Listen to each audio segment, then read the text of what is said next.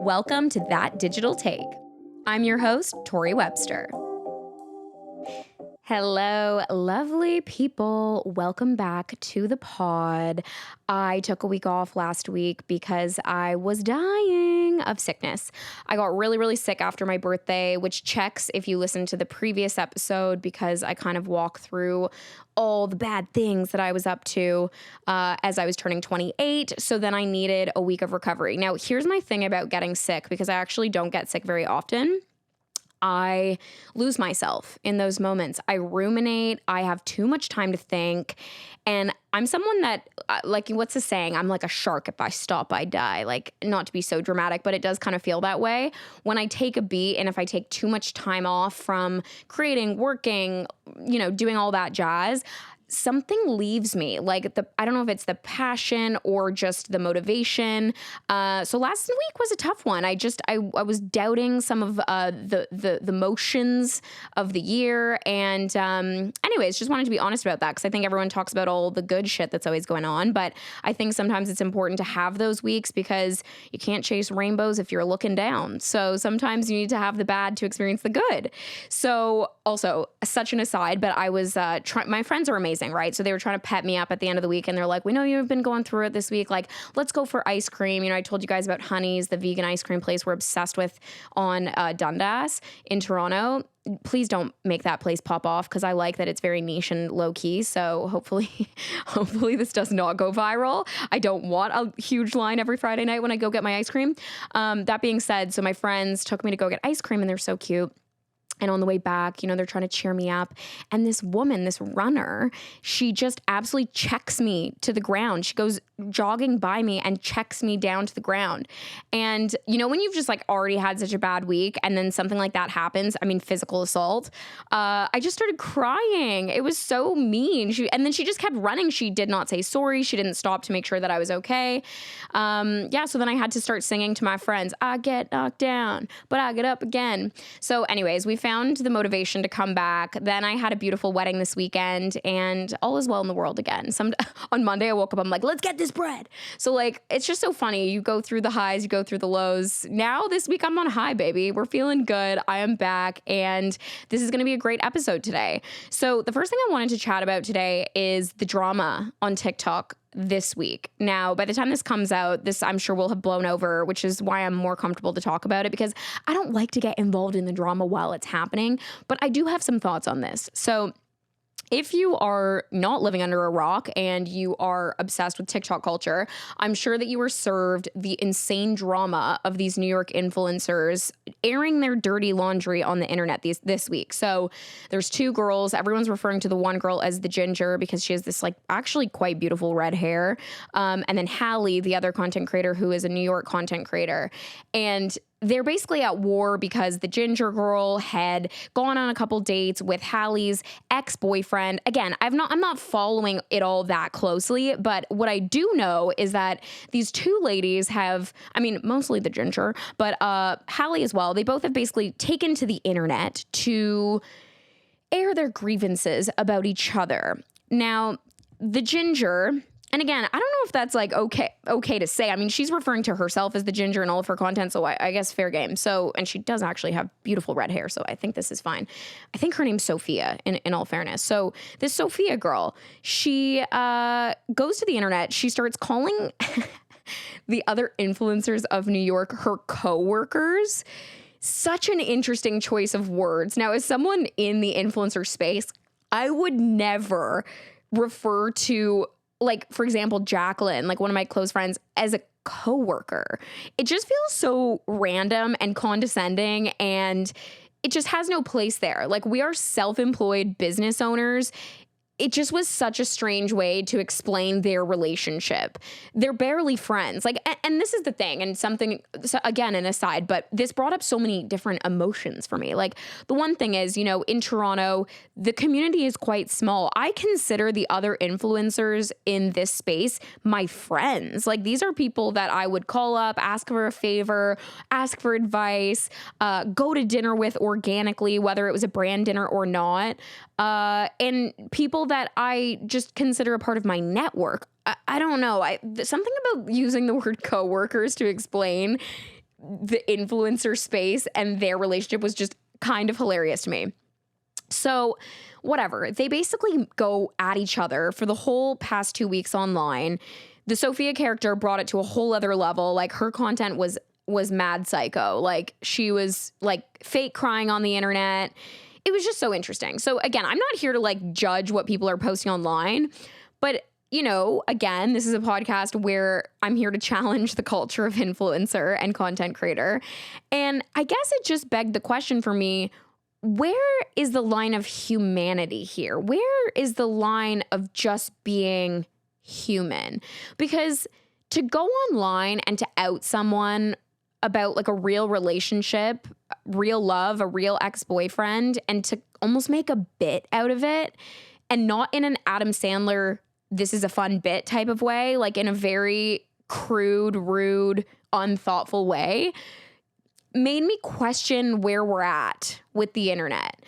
You know, because realistically, I mean, unless this girl is like truly batshit crazy, realistically, you would never go up to someone in real life and say the shit that she said to someone's face. Like, you honestly just wouldn't. And if you would, like, I mean, that's a whole other conversation. But my bet is most people that are taking to heading online and having these really kind of fruity conversations would not have those same conversations if they were met face to face. Like, I don't think that Sophia girl would go up to the Halle girl at a New York influencer event and say all the things that she had said online. She had said something crazy about, like, you don't have a collar on him. Like, you don't have a collar on your ex-boyfriend. Like, what? You would never say that in real life. And if you did, someone would like punch you in the nose. Like, it's just so crazy. So I think that led me to another feeling, which is, are we just getting way too comfortable on the internet? Do we feel like we can like mask our behavior a little bit and get away with a little bit too much? And we feel empowered to say things that we would just never otherwise say. So that then left me with kind of this general feeling of, I really don't think that, and again, I don't want to put Gen Z in a category, and I am technically Gen Z. I'm actually the cusp. I am born in 1996, so it's interesting because I definitely identify as a millennial when it comes to business, just the way I work, the way I network, the way I function at events, even the way I show up online is very millennial versus I do believe that Gen Z feels a little bit more comfortable to throw shit at the wall on TikTok and see what sticks. And I don't think that those creators, and I'm not even saying those two creators, I'm just saying creators in general of that scope, are considering their future digital footprints. Now, for some of us, this actually could be a way that you get employed in the future. People can be, I mean, for me, my online presence is literally my resume. So I have to be so conscientious about how I'm showing up online and how I'm considering I want brands to perceive me, how I want my community to perceive me, because that was how I was able to turn this into a job because I always considered my digital footprint.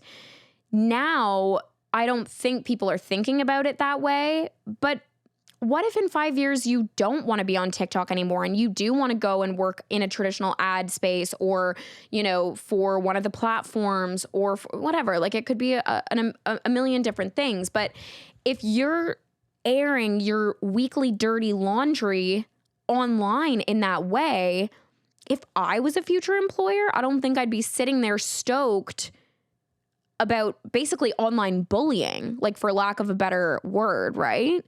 So I don't know. It really made me think about this because, listen, I grew up online, but I also grew up media trained. So those things are kind of always a little bit at odds with one another because when you're media trained, you're almost always thinking about perception, right? You're thinking, how is the language I'm using and the words I'm using going to land on someone else and also have it affect them in a certain way when they're consuming my content?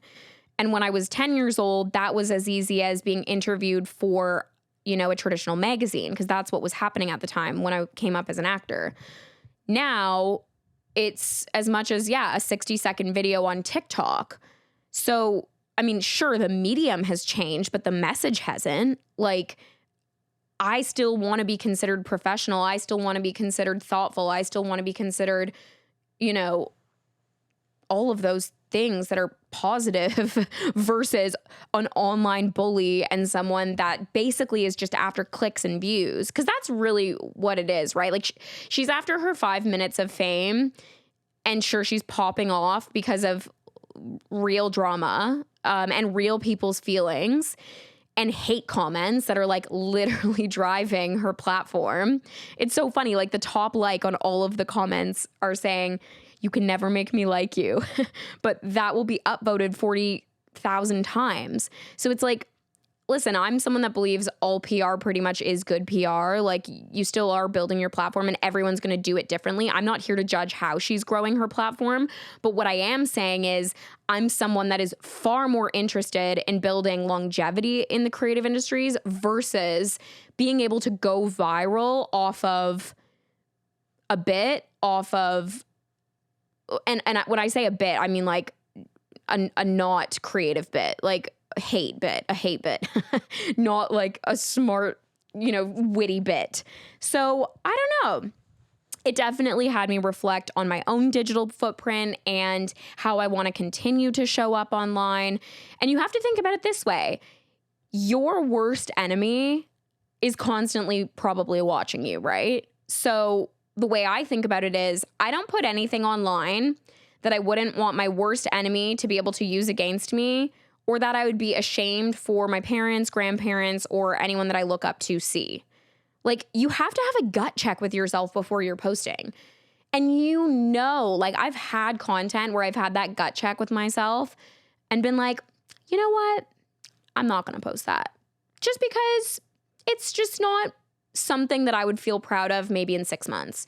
So I think if we're not having those gut checks, something is wrong. And I don't know if Gen Z is having that every single time they're posting. My bet is they're not. I think it's just a blind post, a blind, very confident post. So yeah, I say this because I don't know if this is falling on deaf ears in the sense that hopefully the community that's listening is very thoughtful about their digital footprint and it's not something for you to consider. But I'm sure people listening also consumed that content on TikTok and had very similar feelings to me, which is just, whoa, this is batshit crazy. It's 2024. We don't need women tearing down other women. Where is the boyfriend in all of this? No offense. Like, he literally is in no chat, in no content, has never said sorry for either side. I'm just like, why is it always the women, right? Like, it's so interesting. So anyways, I think this is just a very good reminder for all of us to show up as humans first. We have to consider that if we met these people in real life, the things that we would be feeling, the things that we would be saying. And yes, we can get comfortable online, but I think that there is also a little part of me that always stays a bit uncomfortable online. And I think that's a good thing. Like, challenging yourself to stay in the discomfort is part of what makes us human. So let's not, be crazy. Let's not be crazy. So this leads me to the topic of the week, because again, it kind of got me into all of those feelings of digital footprint, of showing up online, how I want to show up online, how other people show up online, and how can we show up authentically and confidently online. So today I want to chat about that. How do we build confidence online, and how do we build also a sense of ease behind the camera? And this is something that I've had people ask me about this before. I do want to say first, this is a learned sport. You can get good at sitting in front of a camera, feeling comfortable, and just being yourself. But here's the challenge. Now business owners, any type of business owner, is being forced to participate in social media in such a different way than they used to, right? So in order to promote their business, they have to almost create content and be good at it, which is a little bit insane, right? Because these are not experts in social media.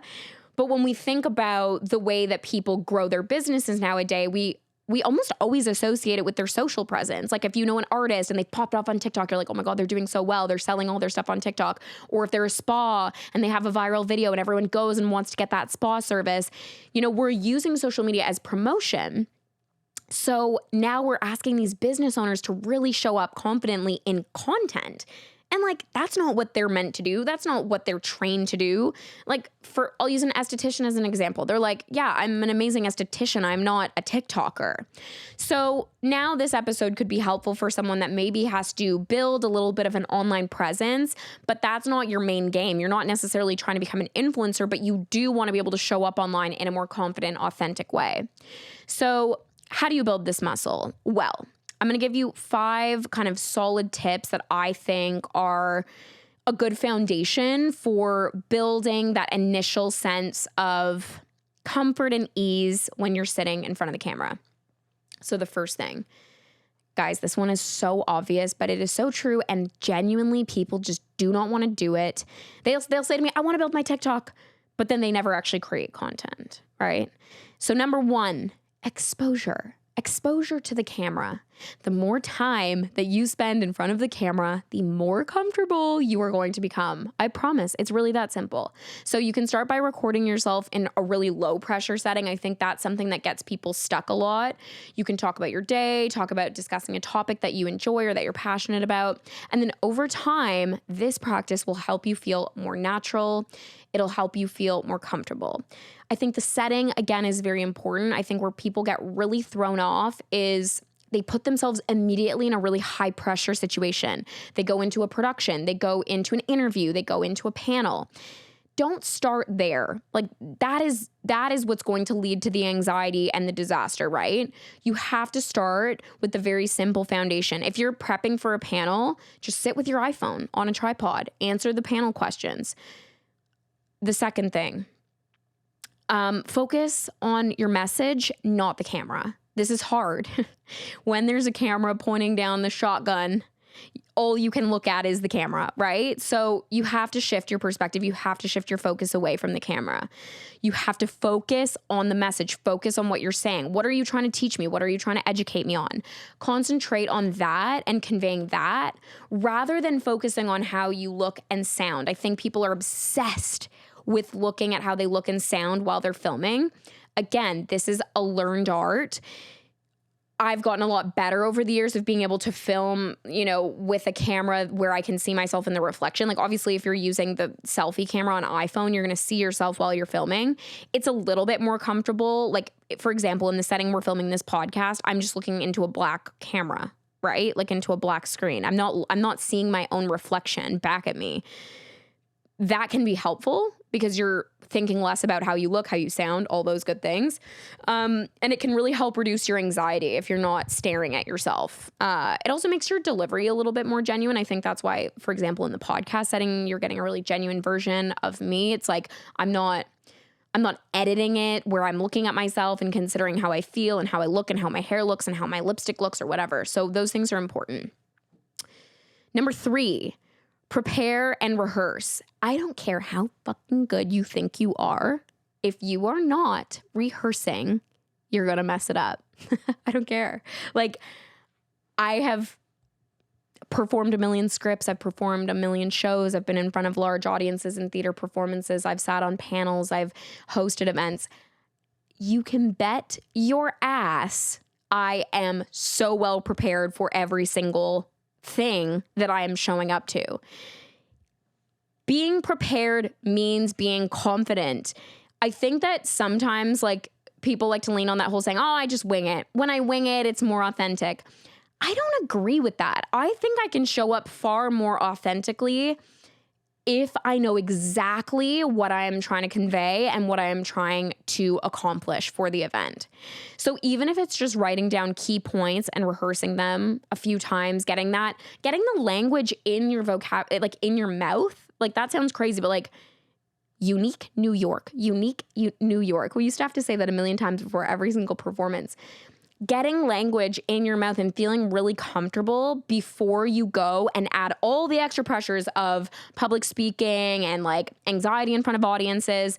Like you have to get it in your body. It sounds really crazy, but I promise you it's true. And anyone that has any acting background will share this as well. Like there's like 2 things that make acting feel authentic and real. One is where the memorization is no longer memorization. It's just like flowing through you because you have it so in your vocabulary and it's so in flow versus like reading off a script. And the second thing is being very organically in your body. And I think that when people say that they have anxiety showing up behind a camera, in front of the camera rather, it's because part of it is like the anxiety of their body. Like you see people that are uncomfortable in front of the camera and they're like really tight and they're like, oh my God. And it's the breathing. It's all of that, right? So like just finding that natural stance, finding your breath, figuring out what you want to say, how you want to convey it. All of those things are so important, but that starts with preparation.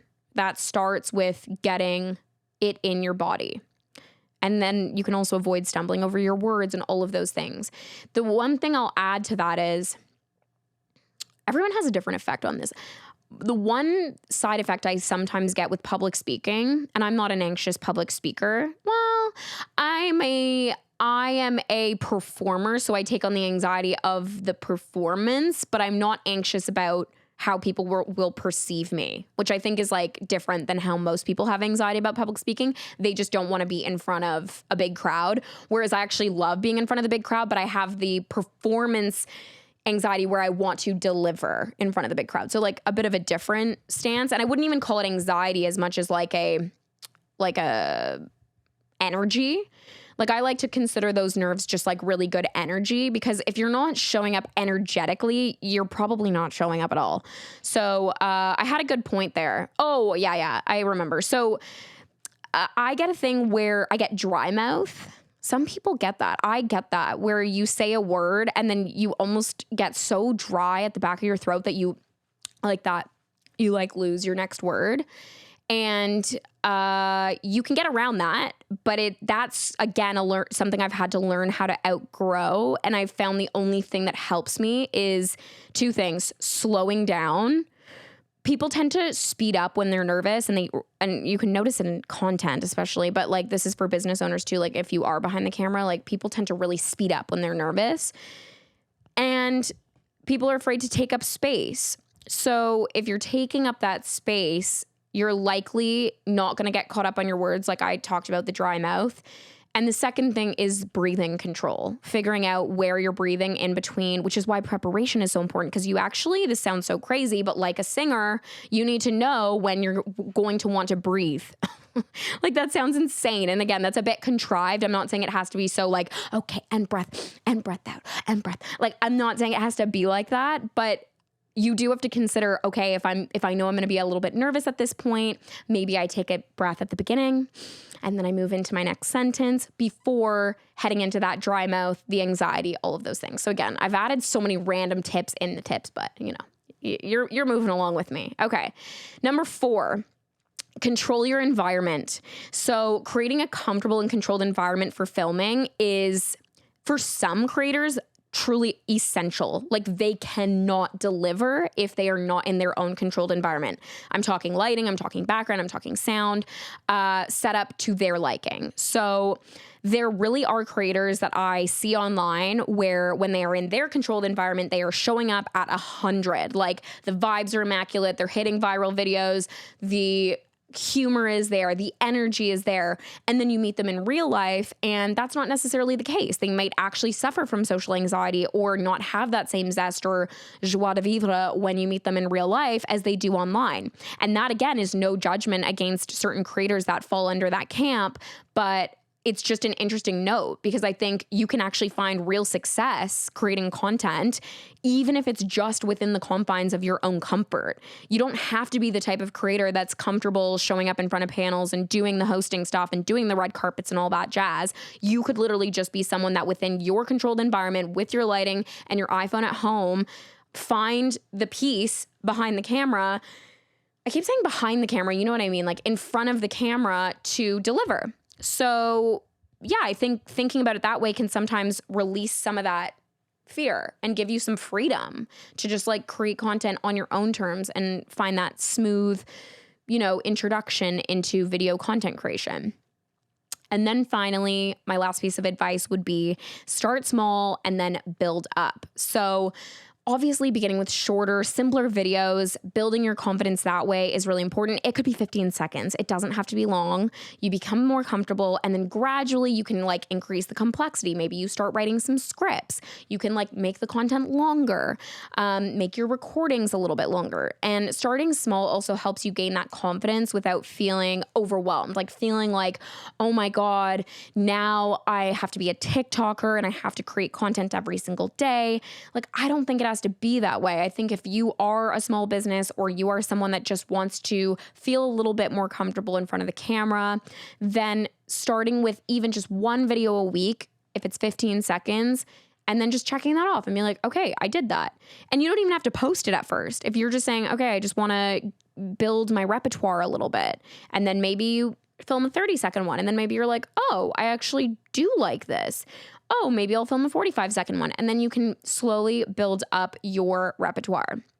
Now, the caveat to all of this is, do I think that ultimately there are some people that just do not want to be in front of the camera? 1,000%. And I actually think it's a bit unfair that business owners nowadays have to show up as content creators as well, because that's ultimately not the path that they were trying to explore. But I also think that showing up in front of a camera builds other soft skills that can actually lend to being a better business owner. Some of that is self-esteem. Some of that is confidence. Some of that is, finding that twinkle in your eye and knowing how to turn it on for people. Those are all things that can actually lead to better networking, better relationship building. So whether or not you actually want to explore this is up to you, but I do hope that some of those tips land well with someone today and you consider them as you head into your potential content journey. And unlike our TikTok girls, we will continue to lead with good vibes, peace, and quiet on the internet this week versus the mad drama. So thank you so much for tuning in I just lost my words. I was unprepared for that moment. Thank you for tuning in to this week's episode. I will see you in the next pod. Love you. Mean it. Bye.